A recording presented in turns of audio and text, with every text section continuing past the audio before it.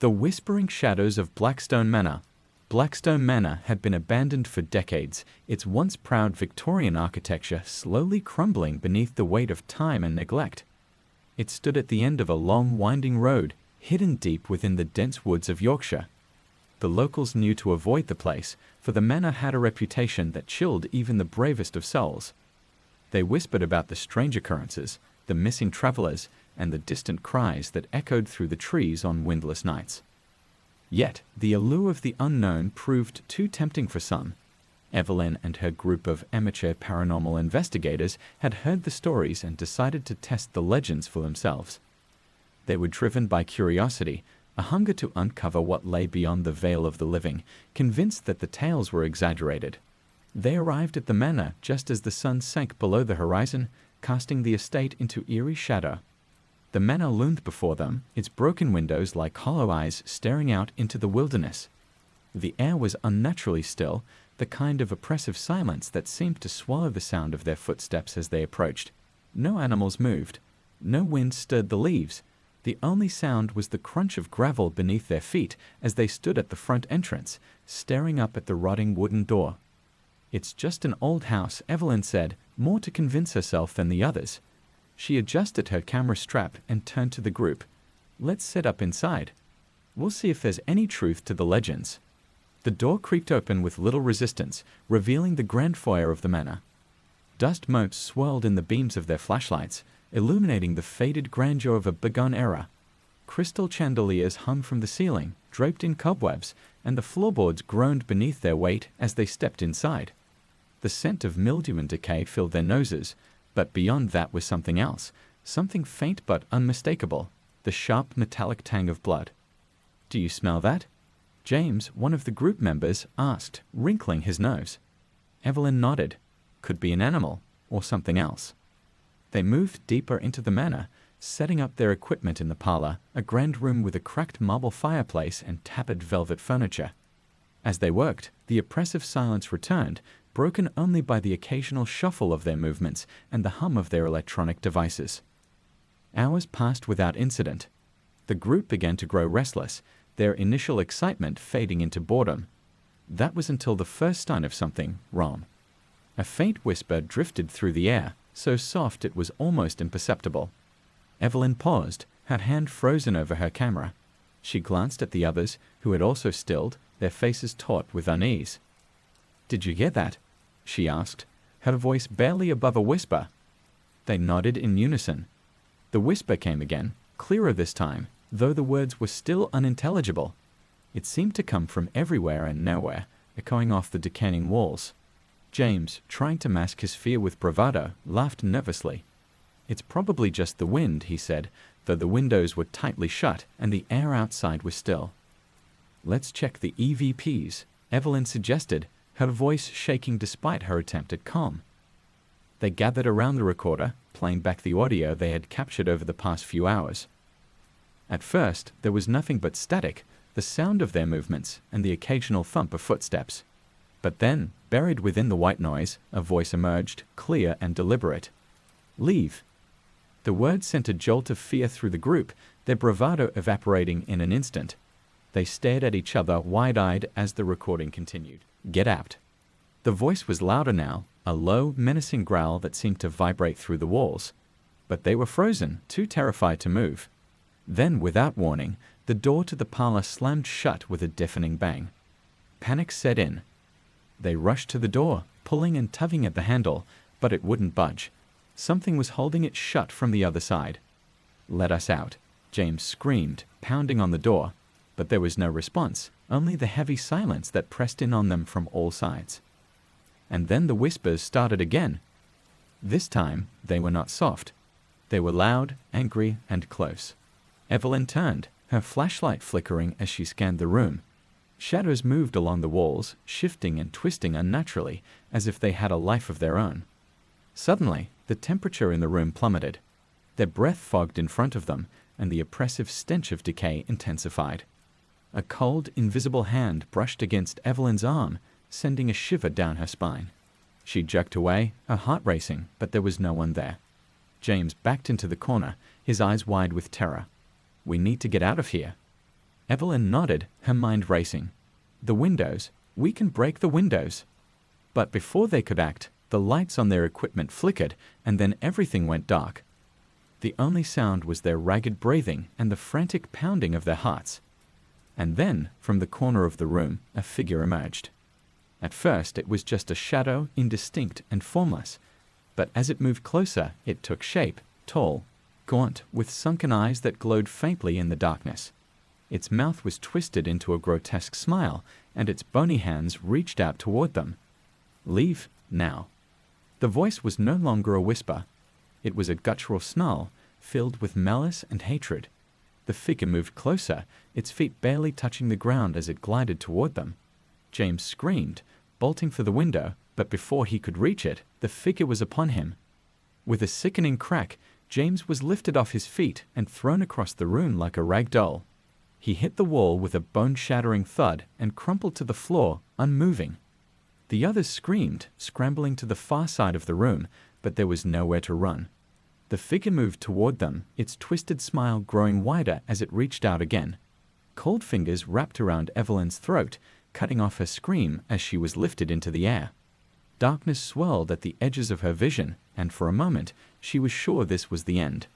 But then, as quickly as it had started, the pressure on her throat released, and she fell to the floor, gasping for breath. The figure was gone. The door swung open with a slow, creaking moan. The whispers faded into the distance, leaving only silence in their wake. They didn't hesitate.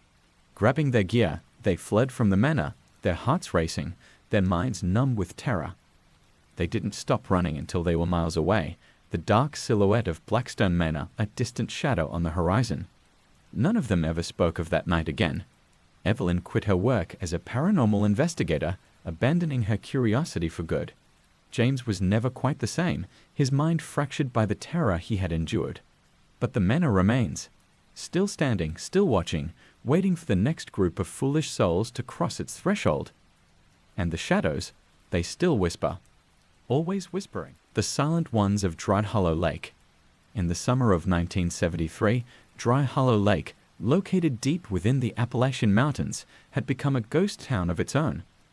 A once thriving village had dried up along with the lake, leaving the skeletal remains of homes and boats that had sunk into the mud. The villagers had left after the drought, but some claimed they didn't leave alone. They said the spirits of the dead had risen with the receding water and now roamed the cracked, empty lake bed. No one believed it, of course, until the disappearance of the Roscoe family. The Roscoes were a young family from the nearby town of Burley. Todd Roscoe, his wife Claire, and their two children, Emily and Derek, had been camping near the dried-up lake. It was their annual summer trip, a chance to get away from the bustle of modern life and enjoy nature. But this year, something was different. Something was wrong. On the second night of their trip, the local authorities received a distress call from Todd, his voice frantic and broken. "They're here. They're outside the tent. Please, God, help us." That was all they heard before the line went dead. When the police arrived the next morning, the campsite was eerily silent. The tent was still there, untouched, with no signs of a struggle. The campfire had burned down to embers, but the Roscoe family was nowhere to be found. The only trace of them was a set of footprints leading toward the dry lake bed. Footprints that stopped abruptly at the water's edge, where no water had been for years. The search went on for weeks, but no trace of the family was ever found. The haunting of Shattered Hollow. In the isolated countryside of Scotland, a remote hamlet known as Shattered Hollow had earned its name not from the natural landscape, but from the tragedies that plagued its inhabitants for centuries. The village, now long abandoned, was a place where sorrow clung to the air like fog and shadows lingered unnaturally long. The most notorious feature of Shattered Hollow was the ruins of an old church perched on the edge of a cliff, its stone walls blackened and crumbling, its graveyard overrun by thorny brambles. Dr. Elizabeth Harrow, a historian and folklore enthusiast, had spent years researching the legends surrounding Shattered Hollow. The story spoke of the land being cursed after the brutal massacre of an entire congregation in the 1600s during a violent witch trial. They were burned alive inside the church, the screams said to have echoed for days across the moors. Since then, Travelers and villagers who had ventured too close to the ruins vanished without a trace or returned mad, claiming to have seen the wraiths of Shattered Hollow, shadowy figures who dragged their souls into the darkness. Elizabeth, determined to uncover the truth behind these tales, embarked on a solo expedition to the Hollow. Armed with her notebook, camera, and a sense of dread she refused to acknowledge, she arrived just before dusk. The rolling hills surrounding the area were barren, devoid of wildlife, and the air held an unnatural chill. As she approached the ruins, the wind picked up, howling through the empty windows of the church, as if warning her to turn back. But she didn't. The first few hours passed uneventfully as Elizabeth explored the outer graveyard, documenting gravestones too weathered to read. The ground was soft beneath her feet, and with every step, the sense that something was watching her grew stronger. At one point, she swore she heard the faint murmur of voices, but every time she turned, there was nothing but the biting wind. Night fell quickly in the hollow, and Elizabeth set up camp just inside the old church, using the stone walls as protection from the growing wind. As she sat reviewing her notes by lantern light, she felt a peculiar heaviness in the air, a pressure that made her chest tighten. The ruins were silent, yet the hairs on the back of her neck stood on end. A low whisper carried through the room. At first it was so faint, she thought it was the wind, but it grew louder, multiple voices, overlapping, some angry, some desperate, all unintelligible. Elizabeth froze, listening, her heart pounding in her ears. The whispers seemed to come from every corner of the ruined church, but when she moved her lantern toward the source, nothing was there. A sudden gust extinguished her light, plunging her into complete darkness. Panic flared in her chest as she fumbled for her flashlight. The moment she clicked it on, the beam of light illuminated something that froze her in place. A figure stood at the far end of the church, shrouded in shadow. It was tall, its form indistinct, wavering as if it were made of smoke. But there was no mistaking the glowing red eyes that fixed on her. It didn't move, but the weight of its gaze pressed down on her like an invisible hand. The whispers rose into a cacophony, surrounding her, drilling into her mind. She backed away, her heart hammering against her ribs, the beam of the flashlight shaking as she struggled to keep the figure in sight. As she stumbled toward the door, she saw more figures emerging from the shadows, creeping out of the cracks in the stone walls, from the graves outside. The wraiths of Shattered Hollow. Desperate, she bolted from the church, the flashlight beam bouncing wildly in the dark. The whispers followed her, growing louder, more furious. The ground seemed to shift beneath her feet, and she fell to her knees at the edge of the graveyard, her hands sinking into the wet, soft earth. That's when she felt it. A hand, cold and skeletal, clasped around her ankle, dragging her down into the mud. Elizabeth screamed, kicking frantically, but the more she struggled, the stronger the grip became. She twisted, shining the light behind her. The earth was moving, rising and falling as if breathing. Pale, decayed hands reached out from the graves, clawing at her, pulling her down.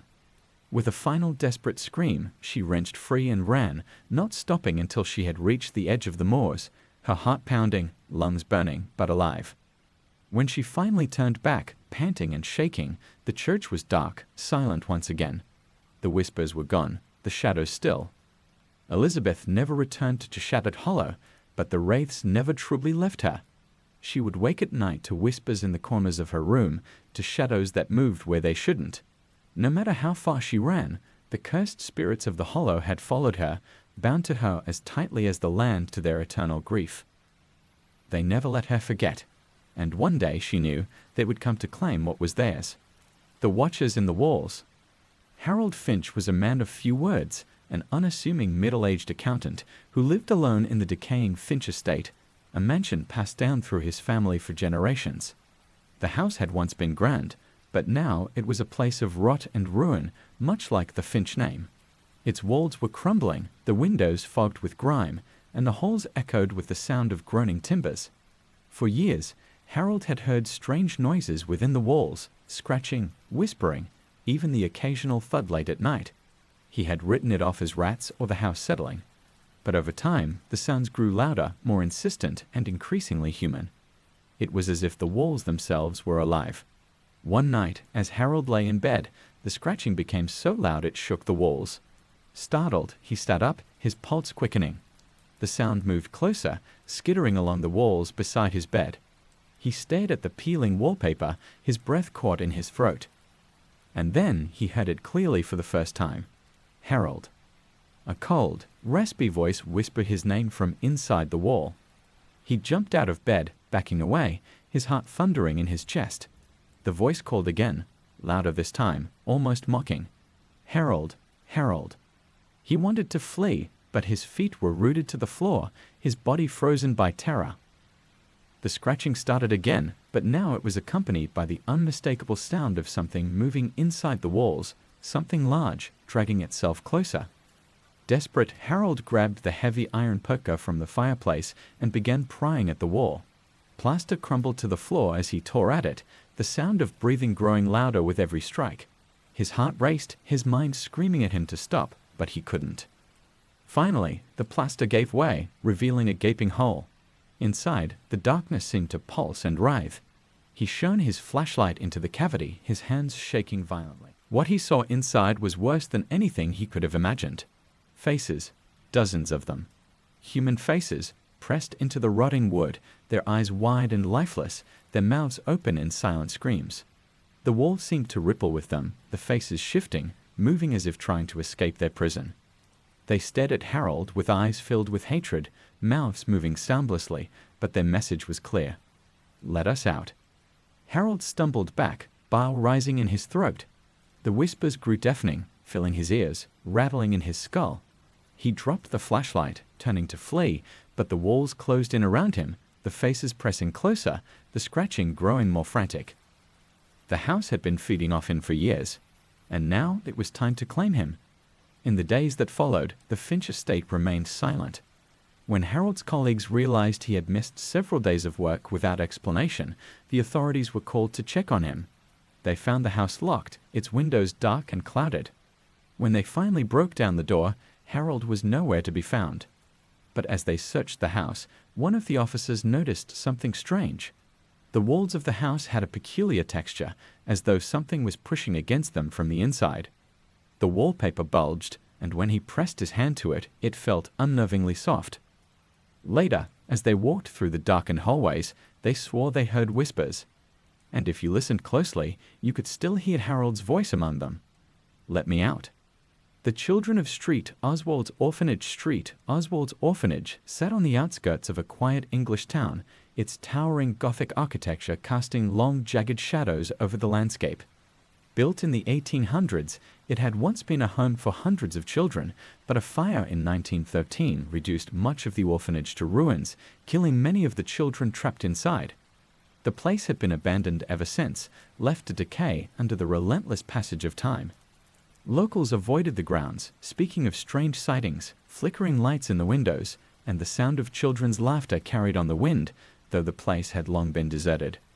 Emily Hawthorne was an investigative journalist, and though her career was still in its early days, she had a particular interest in uncovering dark secrets hidden in history. When she heard of the rumors surrounding Oswald's, she knew it was the perfect subject for her next article. She convinced her editor that it would be a fascinating piece. A deep dive into a haunted orphanage, complete with first-hand accounts. So, one grey October afternoon, she set out for the orphanage with nothing but her camera, notebook, and a creeping sense of unease she tried to ignore. The iron gates creaked as Emily pushed them open, the sound reverberating through the still air. The grounds were overgrown, weeds snaking up the crumbling walls of the building, and the windows were shattered, gaping like hollow eyes. Despite the autumn chill, the air around Oswald's felt colder, like the orphanage itself was draining the warmth from the earth. Emily steeled herself and entered. The interior was worse than she'd imagined. Broken furniture lay scattered across the floor, the ceiling sagged ominously, and graffiti marked the walls. As she moved deeper into the orphanage, a heavy silence settled over her. No birds, no wind, just the oppressive quiet that seemed to thrum in her ears. She reached the central hallway, where the fire had done the most damage. The air was thick with the scent of smoke, though the fire had long been extinguished. The charred walls seemed to pulse in the dim light, and Emily felt a sudden weight on her chest, as though the building was breathing around her. A soft giggle broke the silence. Emily froze, her heart skipping a beat. The sound had been faint, like the laugh of a young child, but it was unmistakable. She turned, shining her flashlight down the hall, but it illuminated only dust motes hanging in the air. There was no one there. She shook her head, telling herself it was just her mind playing tricks. "It's just an old building," she whispered. But as she moved to take a picture, she heard it again, louder this time and closer. A child's laughter. Emily's pulse quickened, her hands trembling as she clicked a few photos of the hallway. Each flash of the camera momentarily lit up the corridor, but nothing out of the ordinary appeared. That's when the singing started. A low lilting tune, like a nursery rhyme, echoed down the hall. The voice was soft, almost sweet, but with an undercurrent of something wrong. Emily's breath hitched as she strained to listen to the words. "Hush-a-bye, don't you cry, ghosts in the hall, they'll say goodbye." Her blood ran cold. She turned slowly, the flashlight beam shaking in her hands. At the far end of the hallway, something moved, a small figure, no more than 4 feet tall, its outline faint and translucent. It stood still, just watching her. Emily's breath caught in her throat as she tried to make sense of what she was seeing. The figure was that of a little girl, dressed in a soot-streaked nightgown, her hair hanging in loose, tangled waves.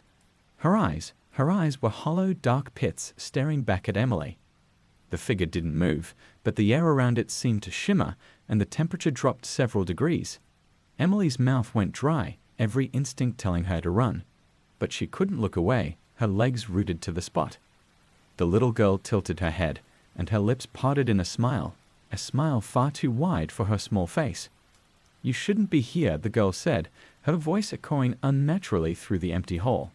"They don't like it when you're here." Emily's flashlight flickered, and in the brief moment of darkness, the figure vanished. Panic surged through her. She turned on her heel and ran back toward the entrance, her footsteps echoing loudly in the silence. As she sprinted through the orphanage, the laughter and singing followed her, growing louder, more distorted, until it became a chorus of voices, children's voices, crying, laughing, chanting in that eerie, sing-song rhyme. She reached the front door, but as she yanked it open, it slammed shut with a force that rattled the walls. She pulled harder, her hands shaking, but it wouldn't budge. "You can't leave," a voice whispered from behind her. "You belong to us now." Emily spun around, and there, standing just a few feet away, were more children, dozens of them, their small faces twisted with malice. Some were burned and charred, others pale and sickly, with sunken eyes and skeletal frames. Their hollow gazes fixed on her, and they began to advance, their bare feet making no sound on the rotting floorboards. Heart pounding in her chest, Emily stumbled back, her mind racing. She had to get out. She had to. The floor gave way beneath her, and she fell through the rotting boards into the basement below. She landed hard, pain shooting through her arm as she scrambled to her feet, gasping for air. The basement was pitch black, the air damp and suffocating. For a moment there was only silence. But then, from the darkness, came the sound of footsteps, slow, deliberate, and impossibly heavy for such small children. They were coming for her. Emily grabbed her phone, its small light barely piercing the blackness, and stumbled through the basement, her breath ragged as she searched for a way out. But the walls seemed to close in around her, the air thick with the smell of smoke and decay. The voices grew louder, closer, the children's laughter turning into shrill, gleeful shrieks. "They're coming," a voice hissed from the shadows. "They're coming to play, forever." Suddenly, Emily's phone flickered, the light dimming before going out completely. Darkness swallowed her, and the footsteps stopped. Then, a small hand brushed against her arm. She screamed. The Mirror Room. Deep in the rural mountains of Vermont stood an old inn known as the Red Lantern. It had been in operation for more than a century, serving travelers who passed through the secluded region. One room in particular, room 13, was never rented out. The door remained locked, the key kept hidden by the innkeeper, Mrs. Morrow, who had run the inn for nearly 40 years. People knew there was a story behind it. Some said room 13 was haunted by the spirit of a woman who had died there, others claimed it was cursed. No one knew the full truth, except for Mrs. Morrow. Jacob Larkin, a travel writer in search of unique stories, was drawn to the inn by its reputation. He had heard the rumors about room 13 and was determined to stay there, believing it would make for a fascinating article. When he asked Mrs. Morrow about the room, she became visibly uncomfortable, her hands shaking as she poured his tea. "It's not a room for guests," she said, her voice tight. "You wouldn't want to stay there." But Jacob persisted, offering a generous sum of money to rent the room for just one night. Reluctantly, Mrs. Morrow agreed, though her warning echoed in his ears as she handed over the tarnished brass key. "Whatever you hear, don't look into the mirror." Jacob laughed it off. Old superstitions always surrounded places like this, and he was sure that whatever haunted room 13, if anything, would make for a good story. The room was small, with faded wallpaper, a creaky wooden bed, and, most notably, an enormous ornate mirror that dominated one wall. The mirror's frame was gilded, its glass reflecting the dim light of the single lantern in the room. It seemed too grand for such a modest space, and something about it felt off. The air was colder near the mirror, and the glass seemed darker than it should be, as though it held more than just reflections. As night fell, Jacob settled in, scribbling notes in his journal and glancing occasionally at the mirror. The inn was old, and the wind howled outside, making the floorboards creak and the windows rattle. After a few hours, his eyelids grew heavy, and he decided to turn in, though Mrs. Morrow's cryptic warning lingered in his mind. Sometime in the middle of the night, Jacob awoke to a strange noise, a faint scraping sound, like nails dragging across glass. He sat up, blinking in the darkness, his eyes drawn immediately to the mirror. The reflection was wrong. The room in the mirror was not the same as the one Jacob sat in. It looked identical in some ways, but the colors were muted and shadows danced across the walls where there shouldn't have been any. Worse still, there was a figure standing at the edge of the reflection, just barely visible in the dim light. It was a man, tall and thin, his face obscured by shadow, but Jacob could feel his eyes watching him. He blinked, heart pounding. There was no one in the room with him. He turned back to the mirror. The figure had moved closer. Panic surged through Jacob as he scrambled out of bed, his eyes glued to the reflection. The figure stepped forward again, its face still obscured, but its hand reached out, pressing against the glass from the inside. The scraping sound grew louder, and Jacob could see faint scratches forming on the surface of the mirror as the figure clawed at the glass. Whatever was in the mirror wanted out. Jacob backed away, his breath coming in short, terrified gasps. Mrs. Morrow's words echoed in his mind, "Don't look into the mirror." But it was too late. The figure's hand pushed through the surface of the glass, the reflection rippling like water as it breached the barrier between the mirror world and Jacob's. The air grew icy cold, and the sound of nails on glass filled the room. Jacob ran for the door, but no matter how hard he pulled, it wouldn't open. The figure was halfway through the mirror now, its face finally visible, pale, twisted, its eyes hollow and dead. It grinned at him, an inhuman smile stretching too wide across its face. "You looked," it whispered. The last thing Jacob saw was the figure stepping fully out of the mirror, its cold fingers reaching for his throat. The vanishing town of Duskwood. Hidden deep within the Appalachian Mountains, the small, remote town of Duskwood had long been the subject of chilling folklore. For years, locals spoke of strange disappearances, eerie lights in the sky, and whispers carried on the wind. But the most terrifying legend of all was that every 25 years, on the night of the autumn solstice, Duskwood would vanish, swallowed by the darkness, taking all who remained with it. The town, they said, would reappear the next day, empty and abandoned, only to wait another quarter century for its next victims. Lydia Gray was a thrill-seeker, a writer fascinated by paranormal phenomena, and Duskwood was at the top of her list. She had come across the town's legend by accident while researching Appalachian ghost stories, and intrigued by the unsettling accounts, she made it her mission to be there on the fateful night. Her skepticism overrode her fear.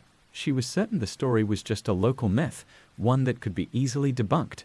She arrived in Duskwood on the morning of the autumn solstice, expecting to find little more than an ordinary forgotten town. To her surprise, the town seemed almost frozen in time. Quaint wooden houses lined the single street, their windows dusty but intact. An old general store sat at the center, its shelves filled with outdated goods, as though the town's last day had been in the 1950s. There were no people, no cars, and not a single sign of modern life. The silence was heavy, unsettling. Lydia set up her base at the Duskwood Inn, a creaky two-story building at the edge of town. Its lobby smelled of mildew, and the air was thick with dust, but the rooms were still made up, as if waiting for guests who would never arrive. She spent the day exploring the town, taking photos and notes, but as evening approached, an oppressive stillness settled over everything. The sun sank below the mountains, casting long, sinister shadows across the empty streets. Lydia could feel a tension building, as though the town itself was holding its breath. At precisely 7 p.m., the wind picked up, whispering through the trees like voices murmuring in a forgotten language. Lydia stood in the town square, her heart racing despite her attempts to stay calm. She had expected to feel silly, waiting for something so impossible, but instead she felt a rising dread. The wind grew stronger, and the once quiet streets seemed to come alive with movement, flickers of shadow in the windows, footsteps that echoed from places she couldn't see. At 7:25 p.m., she heard the first sound, an eerie low hum, almost like a chant, carried on the wind. It seemed to come from all directions at once, growing louder with each passing second. Lydia turned in circles, her eyes darting from one building to the next, trying to pinpoint its source. The sky above darkened unnaturally fast, and the air became thick, heavy with the scent of earth and decay. The lights in the town flickered, lamps and windows that had been long dead sparked to life for brief moments, casting fleeting, ghostly glows over the empty streets. Then she saw them.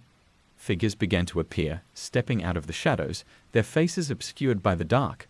At first, they seemed like ordinary people, their outlines normal, as if they had just walked out of their homes. But as they moved closer, Lydia could see that something was terribly wrong.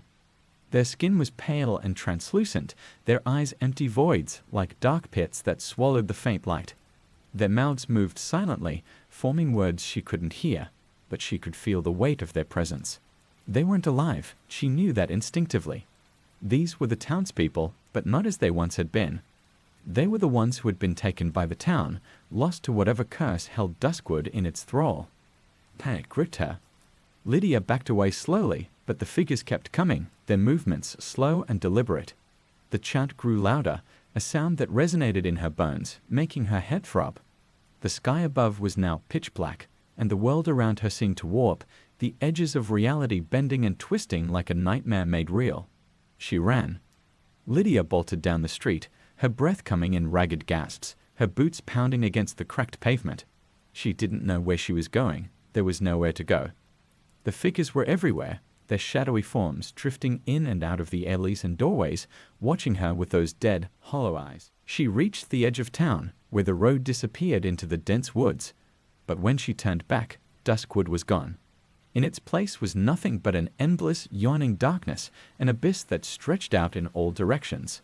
The town had vanished, just as the legend said it would, swallowed whole by the blackness. She could still hear the chanting, louder now, almost deafening, as though the entire world was vibrating with it. The figures were closing in, their movements more frantic now, their mouths open wide in silent screams. Lydia stumbled backward, her mind racing as she tried to make sense of what was happening. The world itself seemed to be unraveling, as though reality had frayed at the edges and was collapsing inward. And then, as quickly as it had started, the darkness swallowed her whole. Lydia Gray was never seen again. The next morning, Duskwood reappeared in its usual place, quiet and undisturbed, as though nothing had happened. The only sign that she had ever been there was her car, parked neatly at the edge of town, covered in dew from the cold mountain air. The locals whispered of her disappearance, just like the others before her. Some said she had become part of the town, trapped there forever with the rest of the lost souls. Others claimed she had simply walked into the woods, driven mad by whatever cursed the land. But if you stand in the center of Duskwood on the next autumn solstice, just as the sun sets, you might hear the faint sound of a woman's voice, calling out for help, trapped in the darkness forever. And the wind will carry the whisper. They took her. The Singing Lady of Sable Creek. Sable Creek was a small, picturesque town nestled along the edge of a dense forest, with a gentle stream running through it that gave the town its name. The townsfolk were friendly, and life moved at a slow, comfortable pace. But there was one dark story that lingered in the hearts of everyone who lived there, a tale that kept the children indoors at night and made the older folks cross themselves when the moon was full. It was the story of the singing lady. Long ago, there had been a woman named Eliza Mayfair who lived on the outskirts of Sable Creek.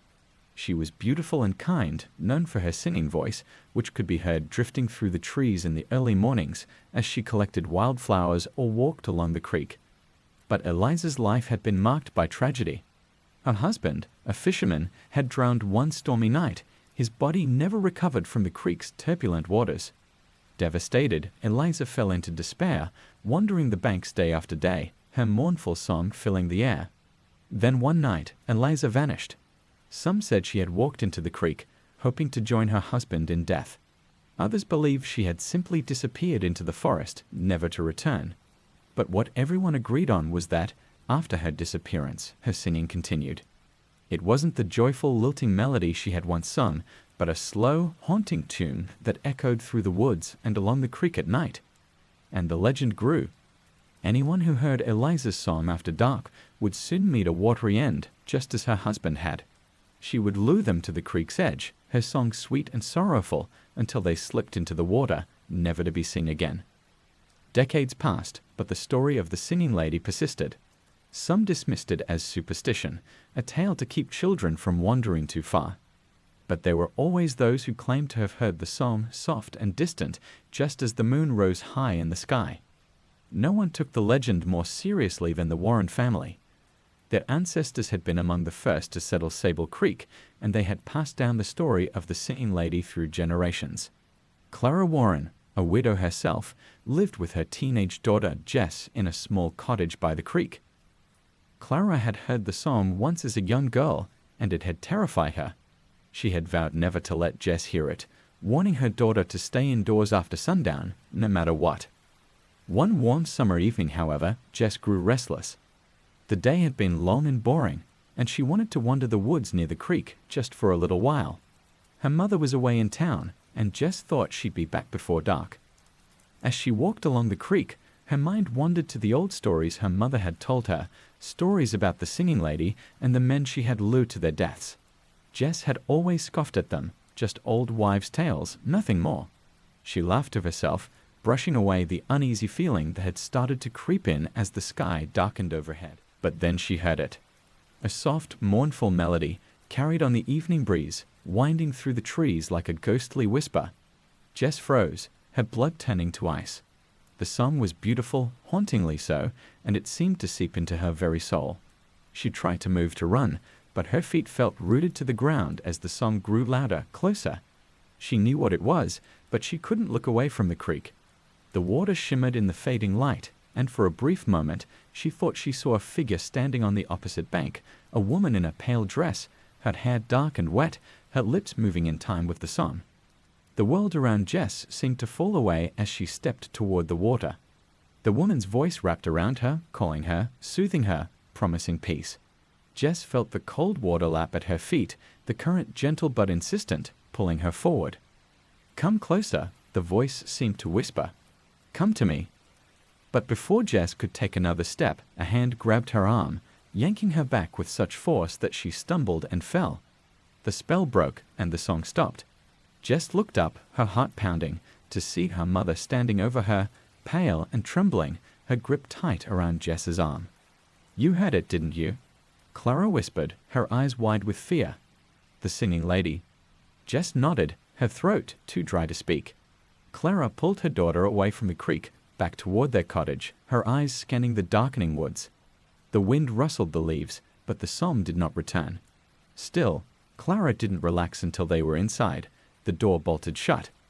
"You must never go near the creek at night," Clara said, her voice shaking.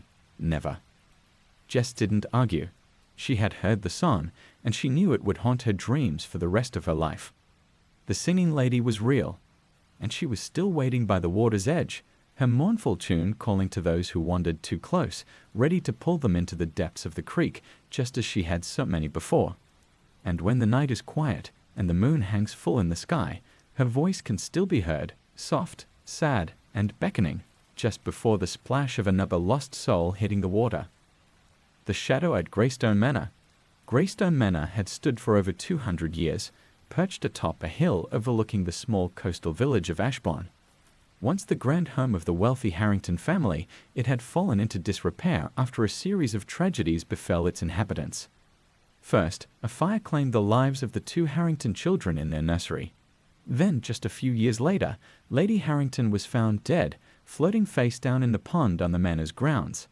Lord Harrington, racked with grief, locked himself away in the house and was never seen again. After his disappearance, the manor was left abandoned, and the village folk began to say that it was cursed. Locals avoided the place, claiming it was haunted by the spirits of the family. Some said they had seen the children's faces in the windows, or heard their laughter late at night. But the most chilling story of all was the one told by the oldest residents of Ashbourne, that a shadowy figure, neither man nor woman, roamed the halls of Greystone Manor. They called it the Shadow, and it was said to be the darkness that had consumed Lord Harrington's soul when he disappeared. Evelyn Moore, a historian fascinated by the house's tragic history, decided to spend a night in Greystone Manor to see for herself if the rumors were true. She was drawn to stories of hauntings and dark secrets, convinced that there was always a rational explanation for the strange occurrences people reported. Armed with her camera, a flashlight, and a tape recorder, she entered the manor just as the sun began to set. The interior was worse than she expected. The grand foyer, once opulent with chandeliers and marble floors, was now covered in a thick layer of dust. The smell of mildew and rot permeated the air, and the silence was overwhelming. Every step she took seemed to echo too loudly, as though the house itself was listening. She set up her equipment in the drawing room, where she would spend the night. The room was dark, even with her flashlight, the thick velvet curtains blocking any remaining light from outside. The walls were lined with portraits of long-dead Harrington ancestors, their faces stern and watchful, as if they were guarding some terrible secret. A large, cracked mirror hung above the fireplace, reflecting the room in jagged, distorted fragments. Evelyn made a few notes in her journal and began her investigation, recording the silence, the occasional creak of the old floorboards, and the steady drip of water somewhere deep in the house.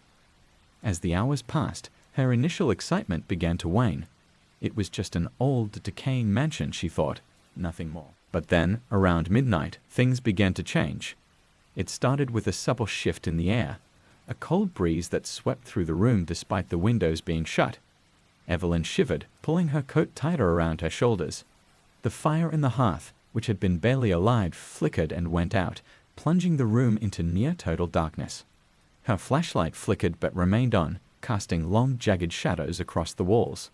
A faint sound caught her attention, a soft, almost imperceptible whisper. She froze, straining to hear. The sound grew louder, but the words were still too muffled to understand. She swept her flashlight across the room, but there was no one there. The whispering continued, seeming to come from the walls themselves, and her pulse quickened. Then came the footsteps. Slow, deliberate, they echoed from somewhere above her, growing louder as they descended the staircase. Evelyn's mouth went dry as she stood frozen in place, listening to the steady thud of boots on the old wooden stairs. She pointed her flashlight toward the open doorway, her hands shaking. The footsteps stopped just outside the room. The whispering, now louder, was joined by a new sound, a soft, low growl, like an animal lurking just out of sight. The air in the room grew heavy, and a sense of dread settled over her. She wanted to move to run, but her legs refused to obey. And then she saw it. A shadow moved across the threshold, creeping along the wall, but it wasn't cast by anything in the room. It was unnatural, too dark, too solid. It slithered along the floor like liquid darkness, growing larger as it approached. It coiled around the room, twisting up the walls, spreading over the ceiling like a living thing. Evelyn backed away, her heart racing. Her flashlight flickered again, the beam dimming as the shadow moved closer, curling toward her feet.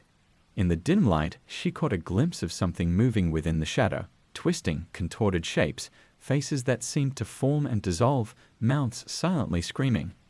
The whispers grew deafening, and she realized, with horror, that they were speaking her name. Evelyn, Evelyn. The shadow loomed over her, swallowing the light, suffocating the air from the room. She stumbled back, her flashlight dropping to the floor with a clatter. In the darkness, she felt something cold brush against her arm, like fingers, but not human. Her breath came in short, frantic gasps as she scrambled to pick up the flashlight, but the darkness was too thick, too consuming. A voice, deep and raspy, whispered directly into her ear, "Leave."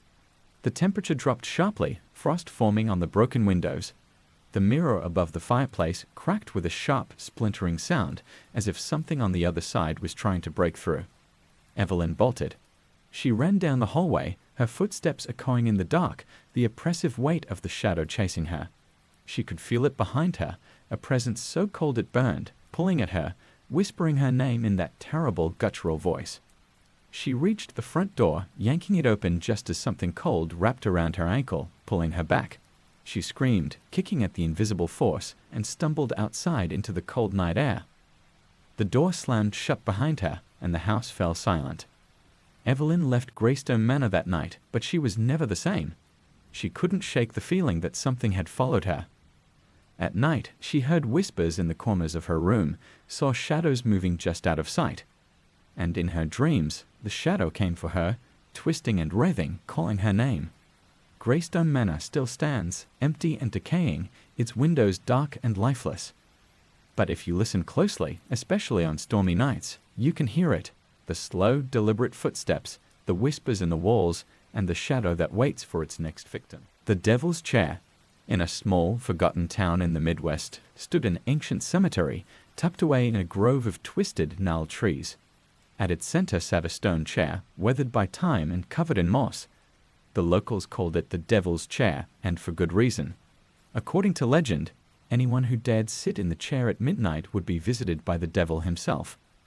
Those who survived the night often went mad, their minds shattered by whatever they had seen. Jacob Lyle had heard the stories growing up, but like many, he dismissed them as folklore. He wasn't one to believe in ghost stories or curses, and as a teenager, he had made a name for himself by debunking local legends.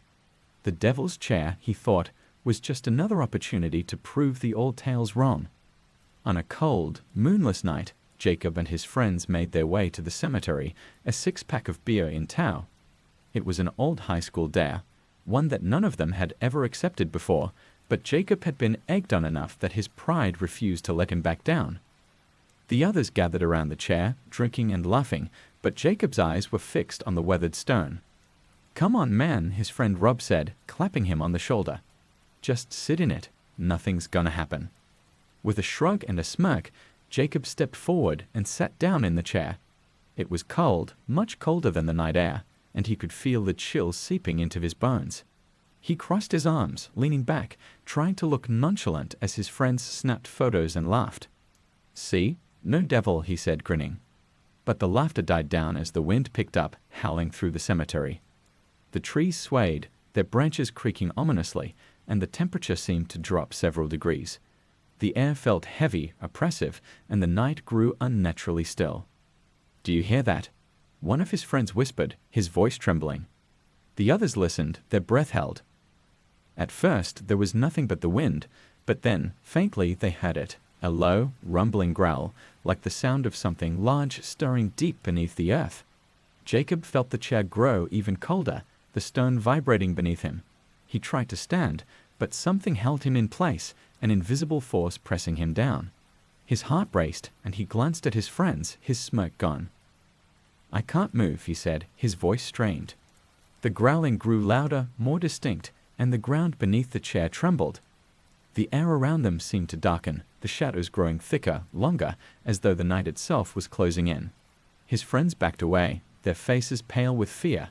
"Let's get out of here," Rob muttered, but none of them moved. A voice, deep and resonant, came from nowhere and everywhere at once. "You have stuck in my chair." The group froze, terror gripping them as the voice seemed to echo from the stone itself. Jacob's body was rigid, his eyes wide with panic. The growling intensified, and someone, stepped out from the shadows behind the chair. Tall, impossibly tall, with eyes that glowed like embers in the night. "You dared disturb my rest?" the figure hissed. Jacob's friends screamed, scattering in all directions, leaving him alone in the chair.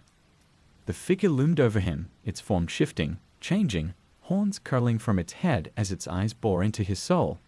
The growling wasn't just a sound, it was coming from within the creature itself, a deep, primal rage that seemed to vibrate the very air around them. "Let me go," Jacob whispered, his voice barely audible. The devil, if that's what it was, smiled, revealing sharp, jagged teeth. "You asked for me, and now you're mine." Jacob's scream echoed through the cemetery, but no one was there to hear it. The next morning, his friends returned to the cemetery, too terrified to leave Jacob behind for good. They'd found him slumped in the chair, his skin cold and pale, his eyes wide and staring at something they couldn't see. He was alive, but barely, his mind broken by whatever had visited him in the night. Jacob never spoke again. He never moved from the chair. They found him dead the next day, his face twisted in terror, his hands clawing at the stone, as though he had tried to escape something only he could see. The devil's chair still stands, waiting for the next brave, or foolish, soul to take a seat. But no one dares anymore, not after Jacob. And if you walk through the cemetery on a cold, moonless night, you might hear it, the faint sound of a low, rumbling growl, and the whisper of a voice carried on the wind. "You dared sit in my chair." The Bleeding House on Widow's Hill, perched atop a steep, craggy hill overlooking the town of Black Hollow, the house on Widow's Hill had long been the subject of morbid fascination and fear. The mansion was once home to the wealthy Lockwood family, who had mysteriously vanished one night in the late 1800s. No trace of the family was ever found, but blood had been discovered smeared across the walls, floors, and ceilings as though something unspeakable had taken place there. Since then, the house had gained a sinister reputation, earning the name the Bleeding House. Over the years, anyone who stayed within its walls too long would meet a grisly end, their bodies found drenched in blood with no apparent source. For years, the house stood abandoned, looming over the town like a dark omen. Locals steered clear of Widow's Hill, warning anyone new to the area to stay far away from the cursed place. But for Marcus Weaver, a professor of paranormal psychology, the house represented the ultimate challenge. He had spent his life debunking supernatural myths, and now, in his later years, he wanted to confront the infamous Bleeding House head-on. Convinced that he could explain the strange occurrences, Marcus rented the property for a month, determined to uncover the truth.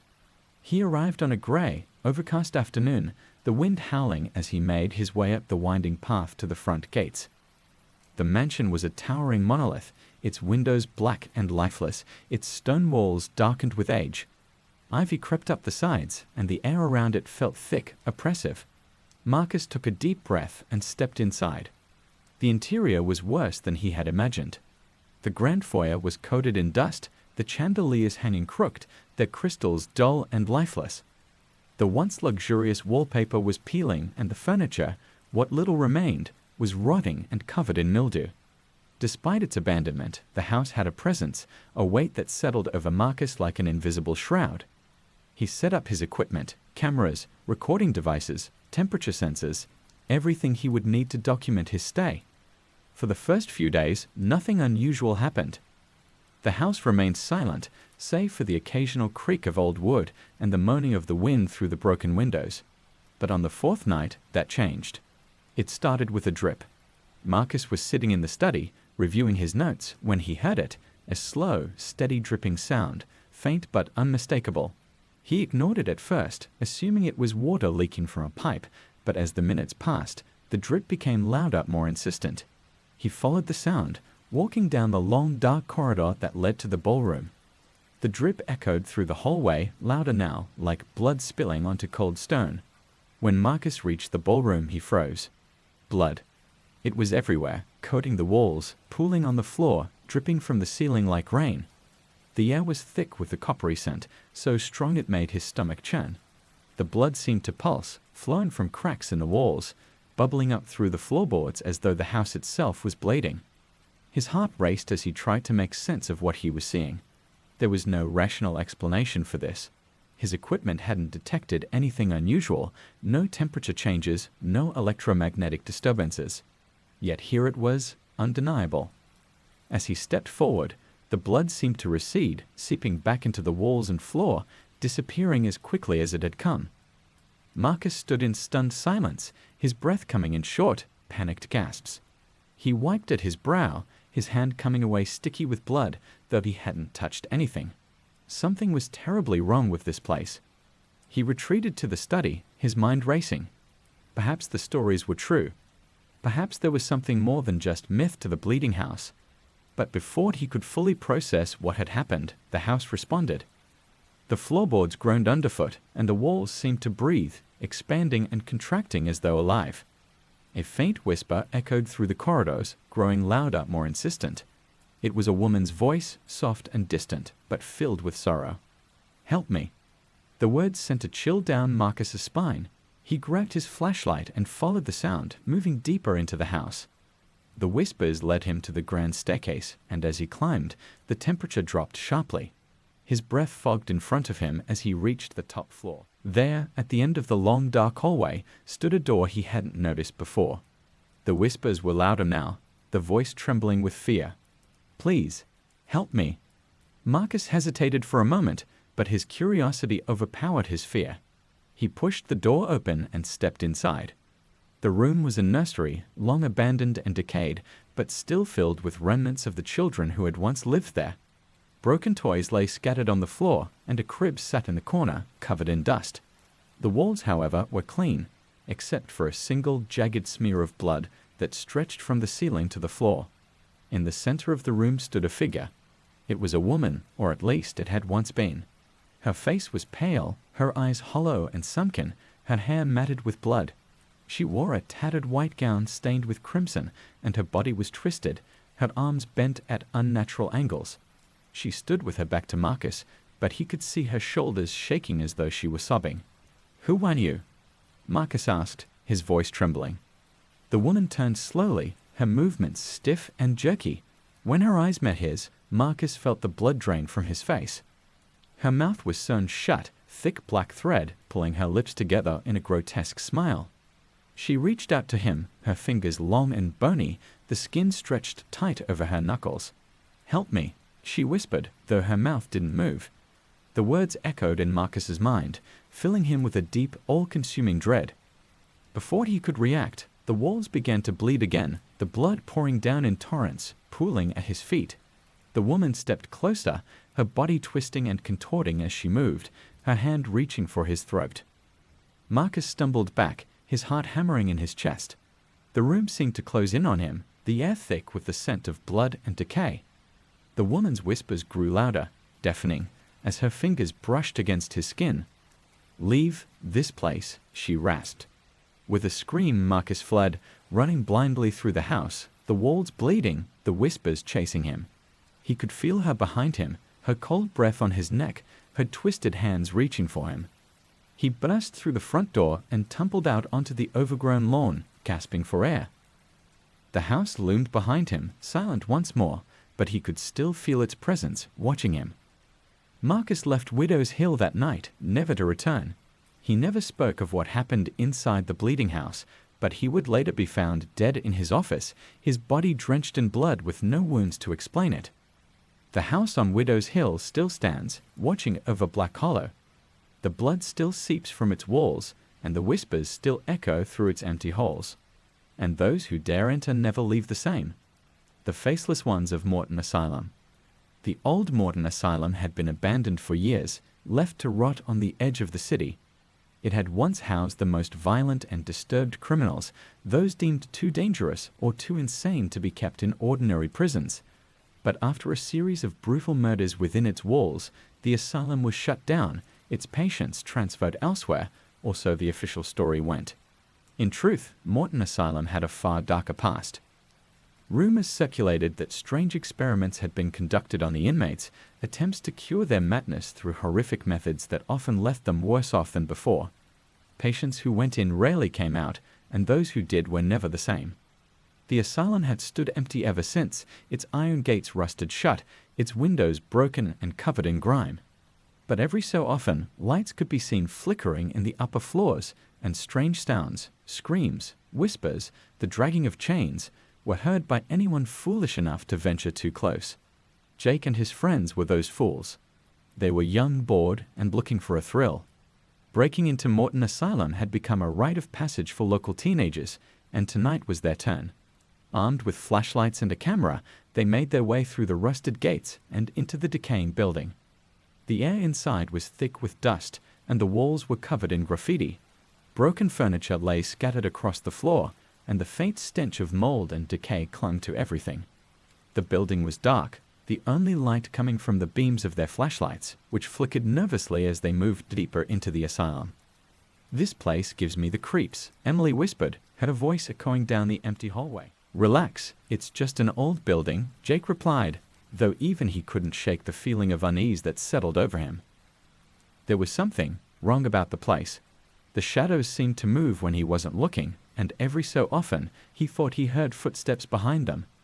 They reached the main ward, where the worst of the patients had been kept. The doors to the individual cells were still intact, their metal locks rusted and broken. Jake swept his flashlight across the rows of doors, each one labeled with a number and a name long since faded. As they walked, Emily stopped suddenly, her flashlight fixed on one door.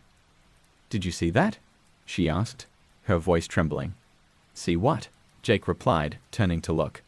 Emily's flashlight illuminated a figure standing in the doorway of one of the cells, just barely visible in the darkness. It was a man, tall and thin, his skin pale and stretched tight over his bones. But something was horribly wrong. He had no face. Where his eyes, nose, and mouth should have been was nothing but smooth, featureless skin.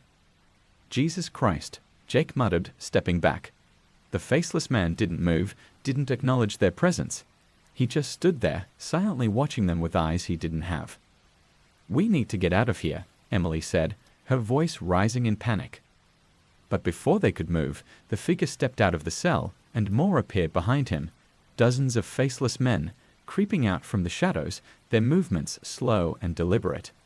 They filled the hallway, silent and unblinking, their featureless faces turned toward Jake and his friends. "What the hell are they?" one of the others shouted, but no one had an answer.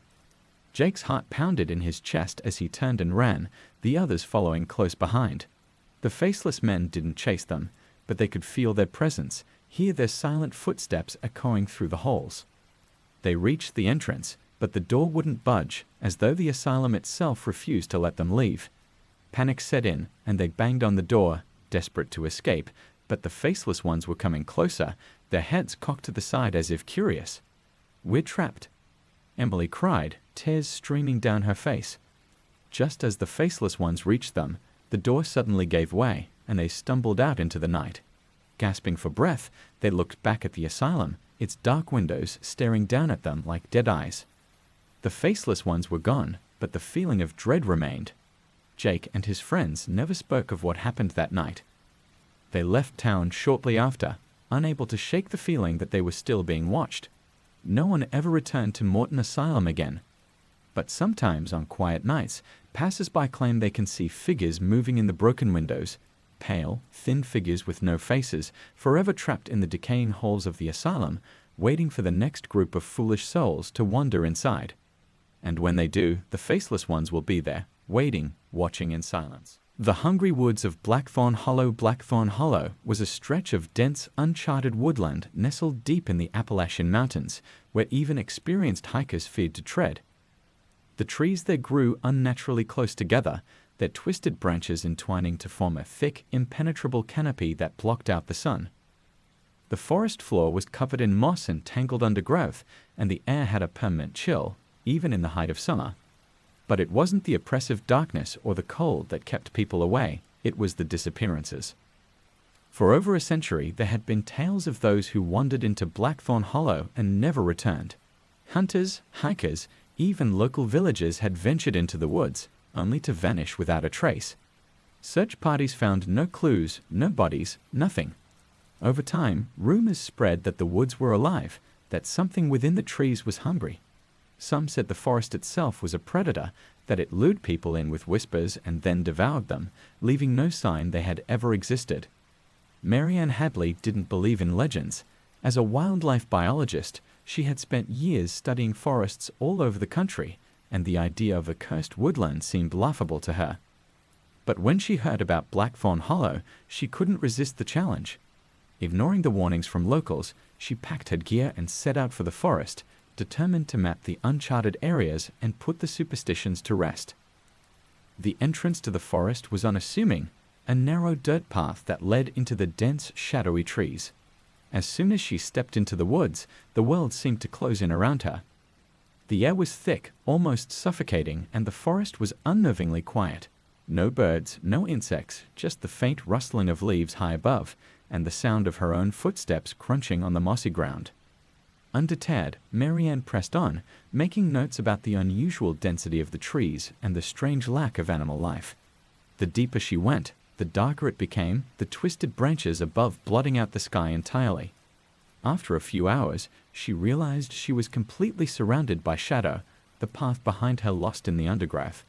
Then she heard it. A whisper, faint but unmistakable. At first, she thought it was the wind moving through the trees, but it was too deliberate, too human. She stopped, listening intently.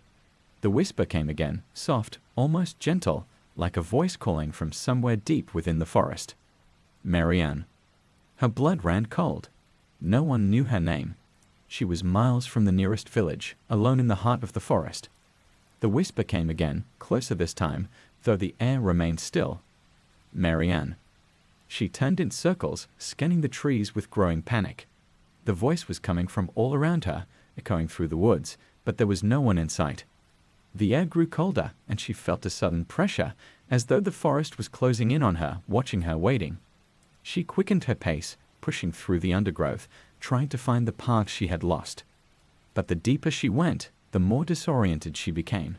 The trees seemed to shift, their gnarled branches twisting in unnatural directions, the path changing beneath her feet. It was as though the forest itself was alive, playing tricks on her, keeping her trapped. The whisper followed her, growing louder with each step. Marianne, come closer. Her heart pounded in her chest as she broke into a run, the branches snagging at her clothes, the ground uneven beneath her feet. She stumbled, falling hard against the mossy earth, her hands sinking into the damp, cold soil. As she pushed herself up, she froze. The ground was moving. Beneath her hands, the soil writhed, pulsing as though something was alive beneath it. She recoiled in horror as long, thin roots slithered up from the ground, wrapping around her wrists, her ankles, tightening with every second. Panic surged through her as she tried to pull free, but the roots only grew stronger, dragging her down into the earth.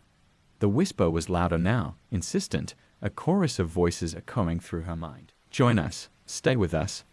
Marianne's breath came in ragged gasps as the roots coiled around her neck, pulling her deeper into the forest floor. She clawed at the ground, her fingers digging into the soft earth, but it was no use. The forest was swallowing her, consuming her whole.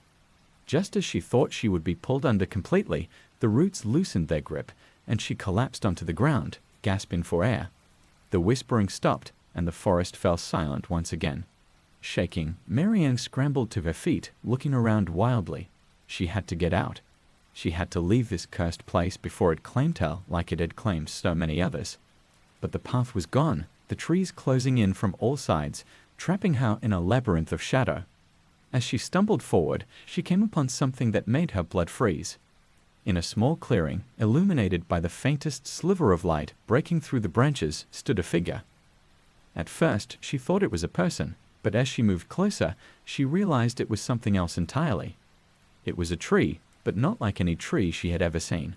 The trunk was twisted and gnarled, its bark blackened and split. Embedded in the wood were faces, dozens of them, their features distorted in eternal screams of agony.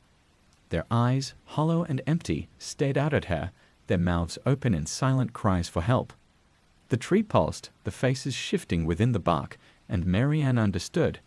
The forest had been feeding. The people who had disappeared over the years. They were here, trapped in the trees, their souls consumed by whatever dark force haunted Blackthorn Hollow. The whispers returned, louder now, more urgent. Stay with us.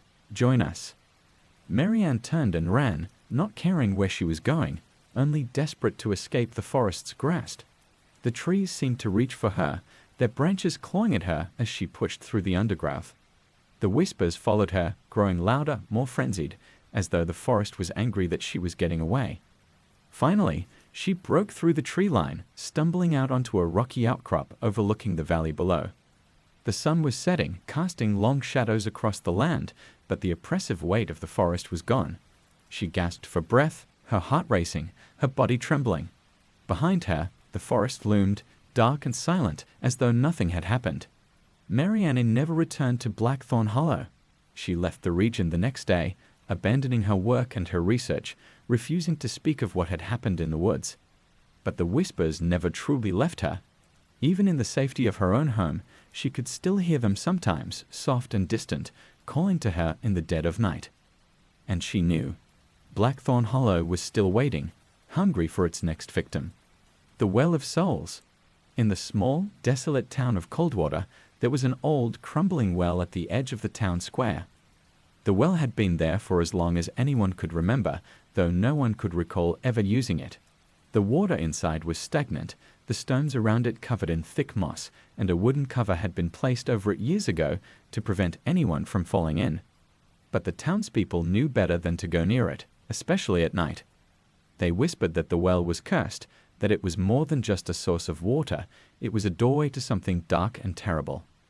The story said that the well was hungry, that it claimed those who wandered too close. Every so often, someone would go missing, their last known whereabouts always near the well. No bodies were ever found, no signs of struggle. They were simply gone, swallowed by the well's deep black mouth. Sarah Whitman, a newcomer to Coldwater, had heard the rumors but dismissed them as small-town superstition. She had moved to the town to escape the chaos of city life, looking for peace and quiet. But the well fascinated her. It seemed like such an ordinary, forgotten relic, yet the fear it inspired in the townspeople was palpable. One evening, after hearing yet another story about a missing child from decades earlier, Sarah decided to investigate the well herself. It was just a well after all. There was nothing sinister about it, just stones, water, and an overactive imagination. Armed with a flashlight, she made her way to the town square as dusk settled in. The town was eerily quiet, the streets empty, the shops closed for the night. The well stood in the center of the square, looming in the fading light like a forgotten monument. She approached cautiously, the wooden cover creaking as she lifted it. Peering inside, she shone her flashlight down into the darkness, but the beam barely penetrated the thick black water below. The air around the well was cold, colder than it should have been for a late summer evening, and a faint, musty smell rose from its depths. For a moment, Sarah thought she heard something, faint, almost like a whisper, but she shook it off, attributing it to the wind. She leaned closer, trying to get a better look, when she felt a sudden, sharp chill run down her spine.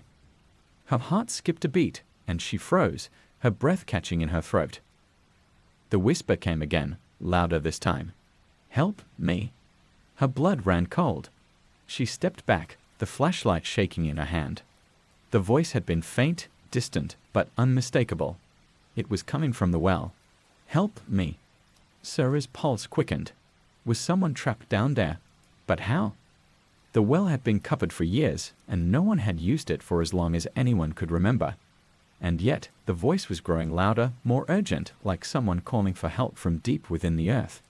She hesitated, her rational mind warring with the creeping dread that was rising in her chest. If someone was trapped down there, she had to help. She leaned over the edge again, shining her flashlight into the water. "Who's there?" she called, her voice trembling. There was no response, just the faint drip of water going up from the depths. Then, without warning, something moved in the water.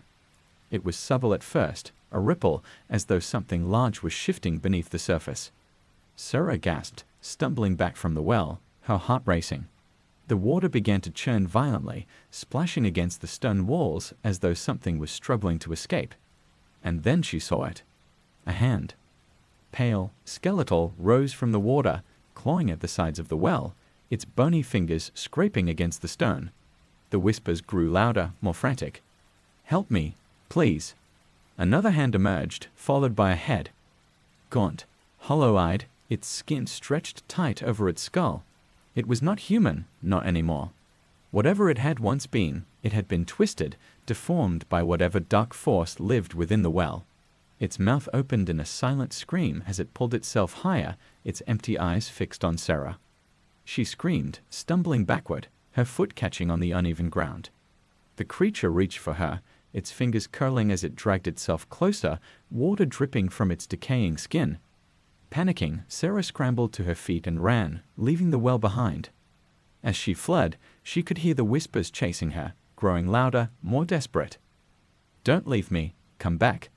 She didn't stop until she was safely inside her house, the door locked behind her, her heart pounding in her chest. The town was silent, but she could still hear the faint echo of the whispers in her mind. Sarah never went near the well again, but at night she could still hear it, the voice, soft and distant, calling to her from the darkness. And she knew the well was waiting, always waiting, because it was hungry.